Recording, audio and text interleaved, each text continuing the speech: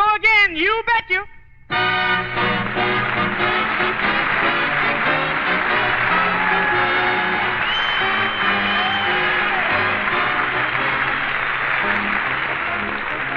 Yes, here we go again. It's Alan Young, very deep in trouble.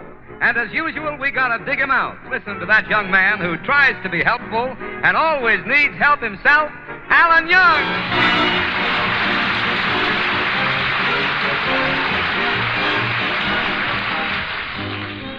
Well, Betty, did you enjoy that movie tonight? Oh, yes. Cary Grant is so romantic. Alan, I wonder if you could kiss like he does. Go ahead, kiss me. Oh, I don't want to. Oh, go ahead, kiss me. It isn't anything. No, I don't want to. Go on, it isn't anything. Well, okay. There. You're right, it isn't anything. Well, that gives you an idea of what happens to Alan in tonight's story, which you'll hear in just a moment.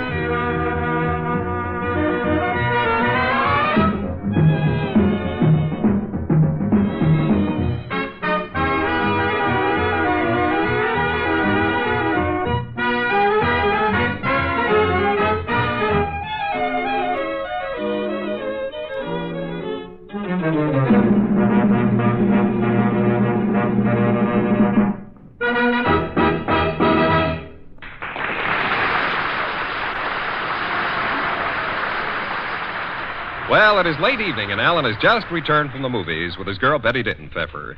As we look in on them now, they're in the Dittenpfeffer parlor, and the only light in the room is the soft glow from the blazing logs and the open fireplace.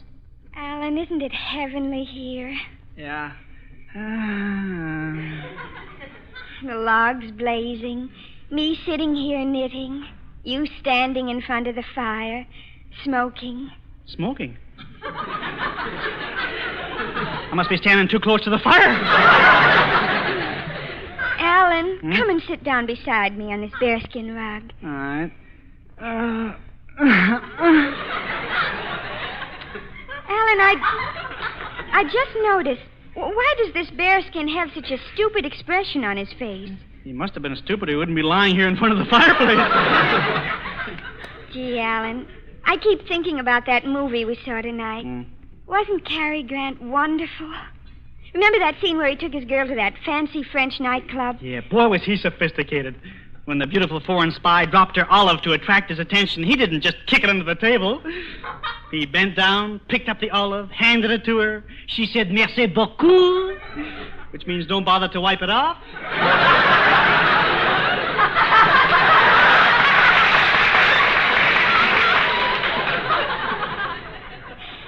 Alan, why don't you take me to a nightclub sometimes? You know, a girl likes dancing. Why didn't you tell me you liked dancing? Why, last night when I took you to that fancy restaurant, they had music. We could have put down our trays and danced.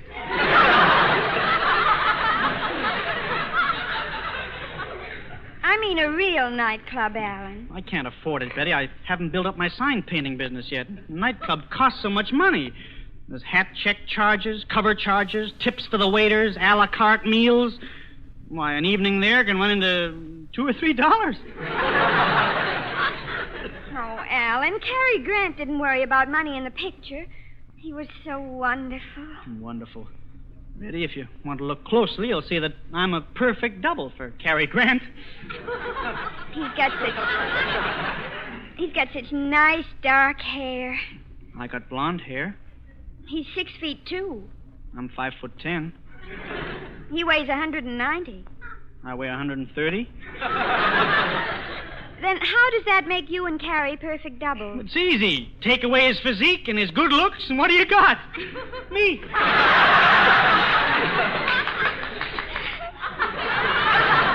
Why, Alan, I think you're jealous. Jealous? Who's jealous?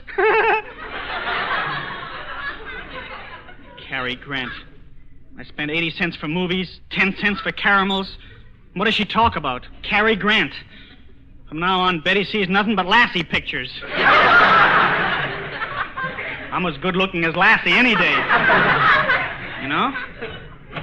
Oh, hello, Betty. Hello, Alan. Hello, Father. Say, what's going on here? Why are you two sitting so far apart? Ask Alan.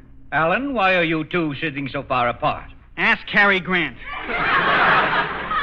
I took her to see one of his movies, and that's all she talks about. Alan, I know just how it is. I had the same trouble when I was courting Mrs. Dittenpfeffer. You did? Yes. Why, to this very day, we don't mention the name of William S. Hart around here.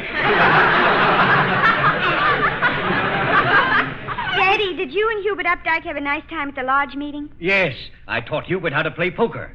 Won $14 from him. He'll be right in. I left him outside parking the car. That's all I need to make my evening complete. Another one of your boyfriends. Cary Grant, that rich Hubert Updike. Hello, Betty. I'm here. Come gather me in your arms. Oh, cheerio, Alan. I understand you took Betty to see a picture with Cary Grant.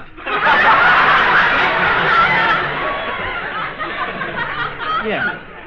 It was a double feature. I also saw Walter Pugin. Cary Grant. You know, Hubert, it just occurred to me.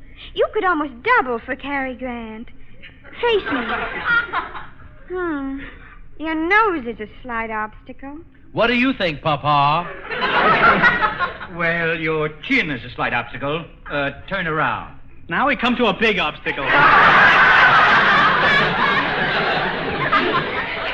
Hubert, have you ever thought of going into the movies? Oh, indeed. I was offered a part in a very big picture. Oh, which one was that? That new one. Our vines have tender avocados. Oh, that was a witty one.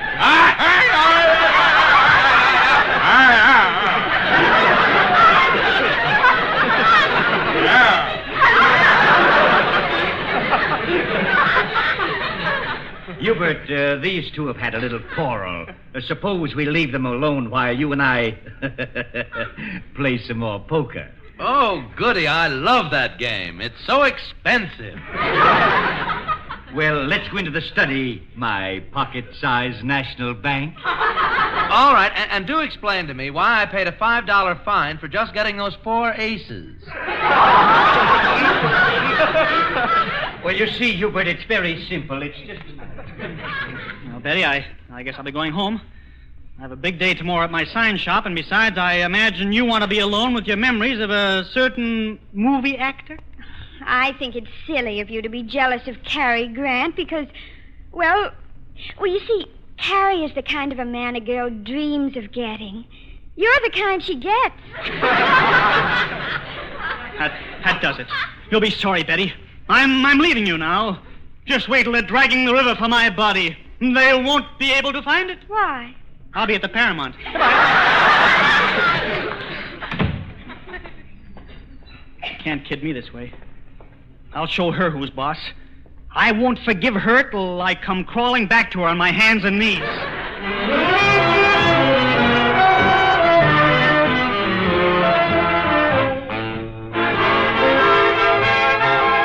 While Alan broods over Cary Grant, let's listen to the 4 Chicks and Chuck sing That Feeling in the Moonlight.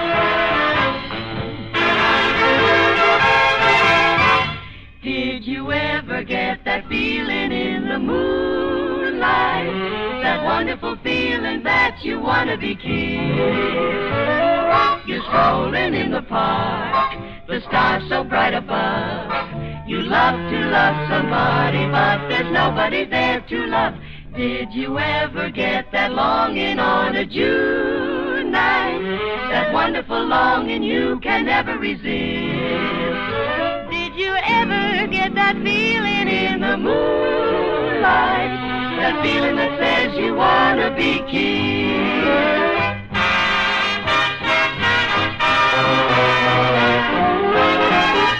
Did you ever get that feeling in the moonlight? That feeling that you want to be kissed. Who, me? Why, sure. Sit down, kid.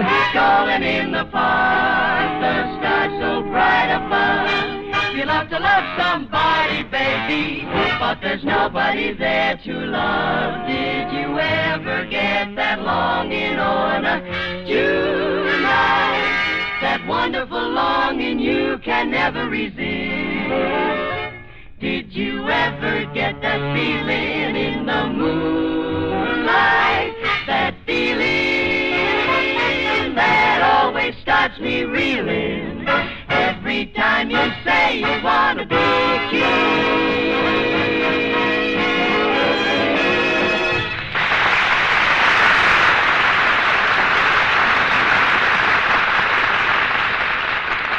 Well, Alan has taken his quarrel with Betty pretty hard. It's the next day, and instead of working in a side shop, he's across the street at Minnie's Meatball Palace, eating his heart out. Well, Blue Eyes, do you feel any better now you got some... You feel any better now you got some grub in you? No, Minnie, I could hardly eat a thing.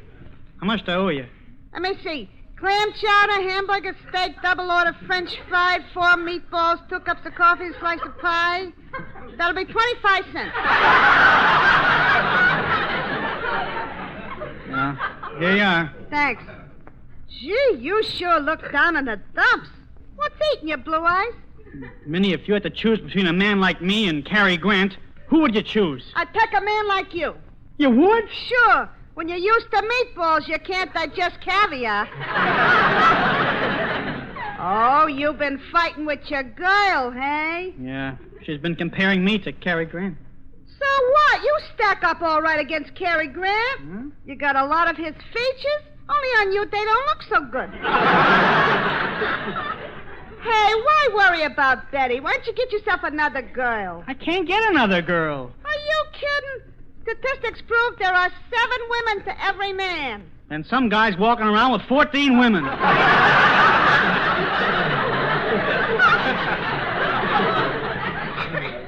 Look, let me set you straight on love, Blue Eyes. I know plenty on the subject. I'm married to a sailor. Of course, I ain't seen him in the last 27 years. You haven't seen your husband in 27 years? No, he's been in the Navy all that time. I think he ought to be out soon. I figure he's got 975 points.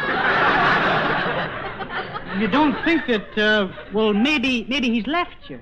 Oh, no, he hasn't left me. He accepts my checks every week. Yeah, I got a letter from him only this morning. He's living with some friends in Paris. I think their names is, Folies Bergère. Sounds like a fine old French family. Yeah. But you were going to straighten me out on love. Oh, yeah. Oh, look, Blue Eyes. All we girls want is the little courtesies. Nightclubs, mink coats, a corsage. Occasionally a corsage of orchids. Yeah.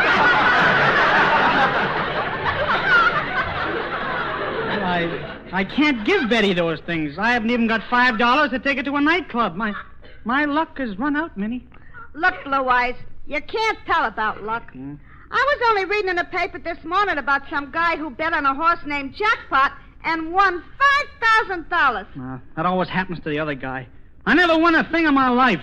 I couldn't even win on this pinball machine here. Why don't you try it?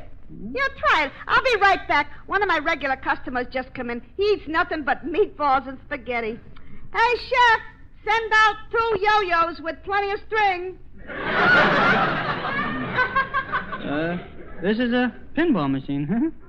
Oh, put in a nickel here. 10,000, 30,000, 60,000, 300,000, 650,000, 960,000. Looks like I'm going to hit $1 million.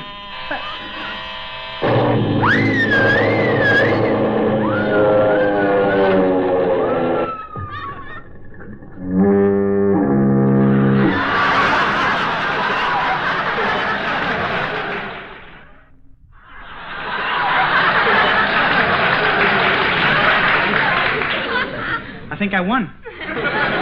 Hey, Minnie. Yeah? I won on the pinball machine. Did the red lights and the blue lights flash? Yeah? And did the flag come up and start waving? Yeah? Did the machine spray confetti and ticker tape? Yeah? You won. Here's your nickel. You see,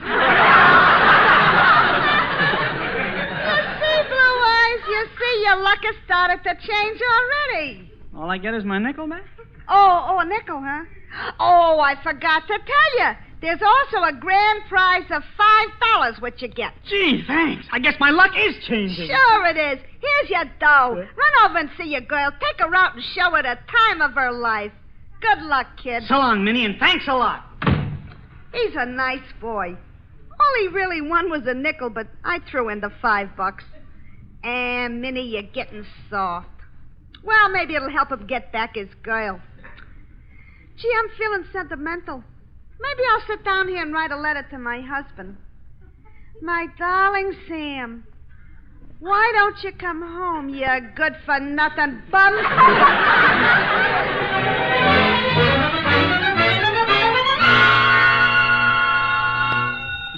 Betty, will you answer that phone? I'm reading the paper. All right, Daddy. Hello? Alan? You want to see me right away?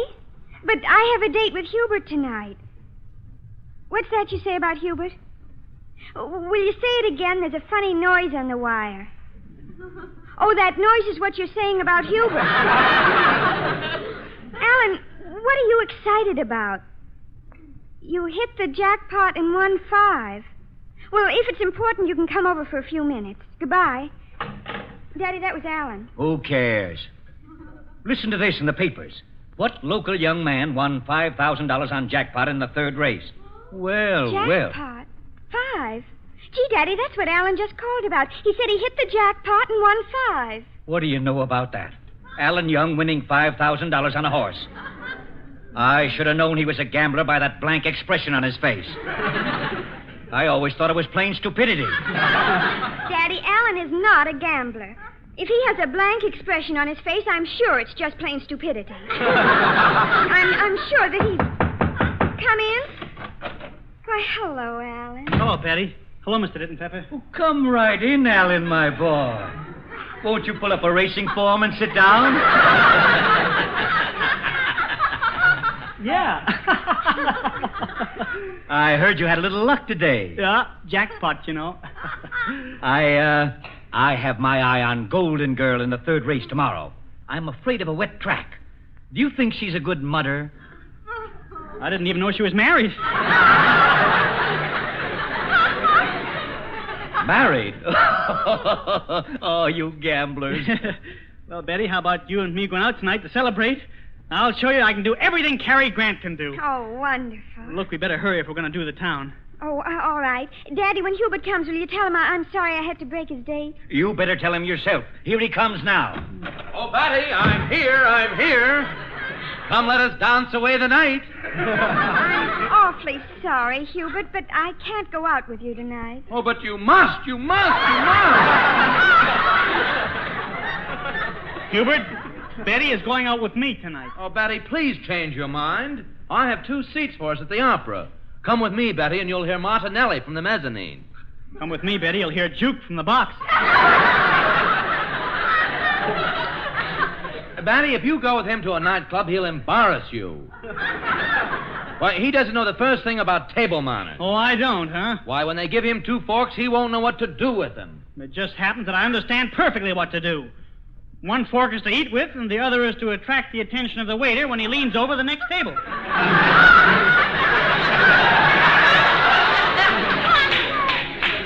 Hubert, you're wasting our time.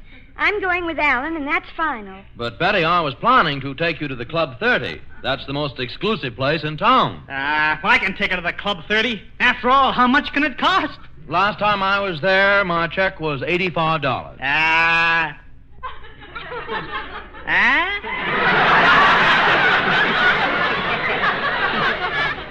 $85 is nothing to Alan tonight. He just came into a lot of money, didn't you, Alan? Well, Alan, let's go. This is one night I'm not going to worry about prices. I'm going to order the best of everything, as long as you're there to pay the bill. I've always wanted to go to the Club 30. They say it's so modern. Indirect lighting, revolving stages, and... Well, I understand they even have an automatic dishwashing machine in the kitchen. I hope so. I sure hope so.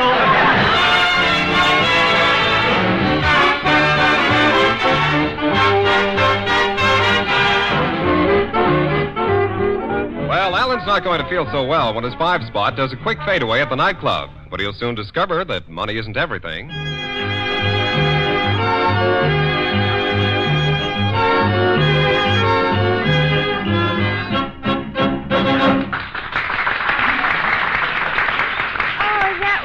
Wonderful dance, Alan. I've always dreamed of you and I at the Club 30, dancing to the exotic music of Pedro Van Steeden and his Cuban cucarachi. Oh, you danced the rumba beautifully, Alan. I've been doing the rumba ever since I was a kid. How'd you ever learn? My bicycle had a loose seat. Well, here's our table, Betty. Alan, we've been here over an hour, and I'm getting pretty hungry. Me too. We should have brought some lunch. The food here must be the best. Don't you just love the smell of good food? Yeah. As soon as the music starts, we'll dance by the kitchen and take a deep breath. Oh, Alan, you're such a tease. Pretending that you don't want to order, and all the time sitting there with a pocket full of money. Guess I should call the waiter. They have a French staff, you know. Oh, that's all right. I'll address them in French. Oh, Garkin. Gendarme. Bonsoir, mademoiselle. Bonsoir, monsieur. Enchanté de vous voir. Je vais vous donner une belle table près de l'orchestre, n'est-ce pas? Oh, Cresta Blanca. Monsieur would care for wine, yes? Well, for $12 a bottle, we have wine from La Belle France. And then for $20 a bottle, we have champagne from La Belle France. Oh. Haven't you got any coca from La Belle Cola? Coca-Cola, monsieur, is $5 the bottle. But that's outrageous. Oh, monsieur is only joking about our prices, no? Whoever comes here can afford to spend. Our minimum charge is $50. But I have only $5. $5? But I thought you won $5,000. No, but I only won $5. What am I going to do? Oh, monsieur, I have great sympathy for you. As long as you would not have to touch the food, I do not charge you anything. Well, I gotta confess, I did drink that bowl of soup there. Bowl of soup? Yeah. I don't mind telling you, it tasted like water. But, monsieur, you drank the finger bowl. Well, how was I to know? There weren't any fingers in it. Oh, monsieur, he is such a funny man. But you may sit and enjoy the show for nothing. But if you order any food, it is $50. Oh, thank you very much. Murky.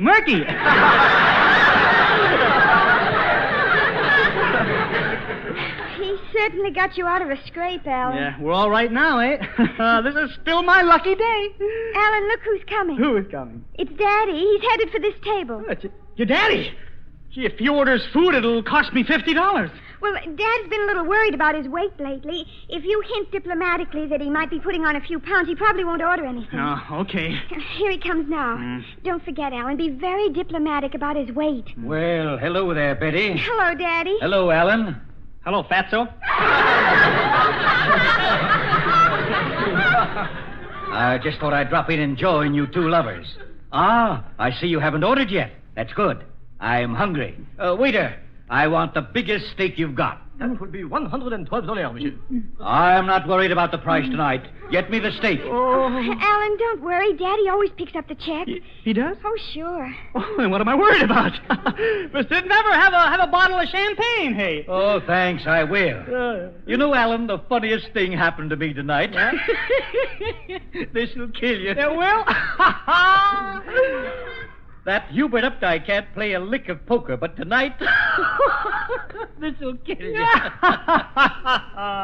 Tonight, Hubert cleaned me out and I haven't got a red cent in my pocket.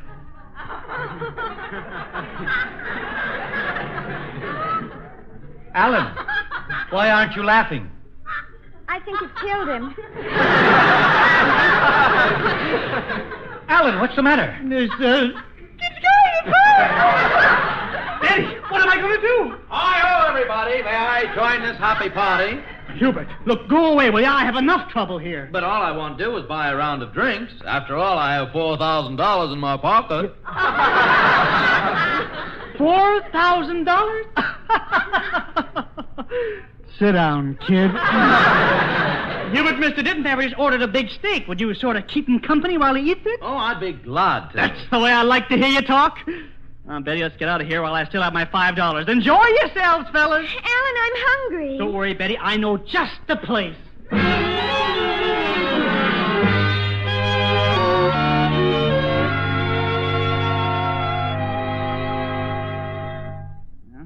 How do you like this food, Betty? Oh, I've never tasted anything more delicious in my life. Would you care to have some more? I certainly would. Okay. Hey, Minnie, make that 2 more yo-yos. There's plenty of string on them. Coming up, Blue Eyes. Thanks, Minnie.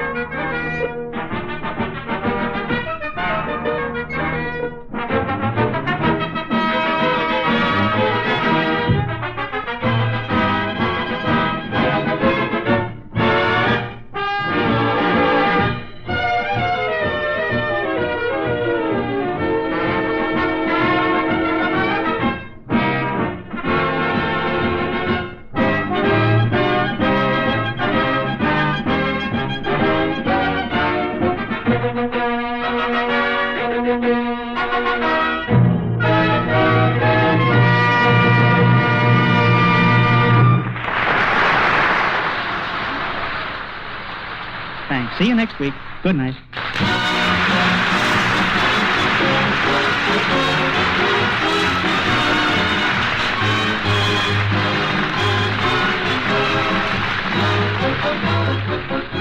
This is Bob Shepard reminding you that we'll be back again next Tuesday at the same time with Minerva Pius, the Four Chicks and Chuck, Jim Backus, Gene Gillespie, Ed Begley, Peter Van Steeden and his orchestra, and our star, that young man who is young today and young forever, Alan Young.